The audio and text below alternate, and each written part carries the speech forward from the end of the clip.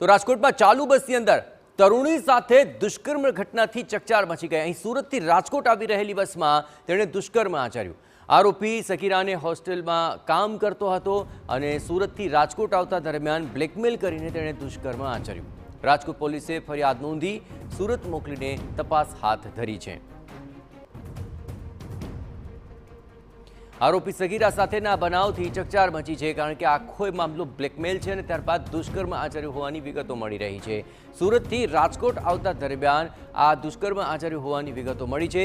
રાજકોટ પોલીસે આ મામલે ફરિયાદ દાખલ કરી છે અને છેક સુરત સુધી આ સમગ્ર મામલે તપાસનો ધમધમાટ તેજ કર્યો છે અને ચાલુ બસમાં આ તરુણ સાથે દુષ્કર્મ થયું હોવાની અત્યારે ફરિયાદની અંદર ઉલ્લેખ કરવામાં આવ્યો છે। તપાસ બાદ આ સમગ્ર મામલે મોટા ખુલાસા થશે કે આખરે આ આરોપી સગીરાને કઈ બાબતને લઈને બ્લેકમેલ કરતો હતો।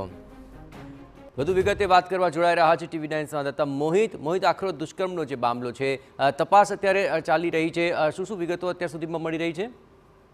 જયેશ, હાલમાં પોલીસ દ્વારા, કારણ કે આ બનાવ છે તે સુરતનો હોવાને કારણે 0 નંબર ફરિયાદ નોંધી અને આ સમગ્ર મામલે છે તે સુરતના મહિધરપુરા પોલીસ સ્ટેશન મથક ખાતે આ વિગત છે તે મોકલવામાં આવી છે। આખા મામલાની વાત કરવામાં આવે તો રાજકોટમાં જે હોસ્ટેલમાં અભ્યાસ કરતી તરુણી છે અને તે જ હોસ્ટેલમાં કામ કરતો એક યુવક છે કે જે ગીર સોમનાથનો વતની છે ને તેનું નામ વિજય બારડ છે। તેમના દ્વારા એક જે તરુણી છે તેની સાથે તેના પર દુષ્કર્મ છે તે ગુજારવામાં આવ્યું છે।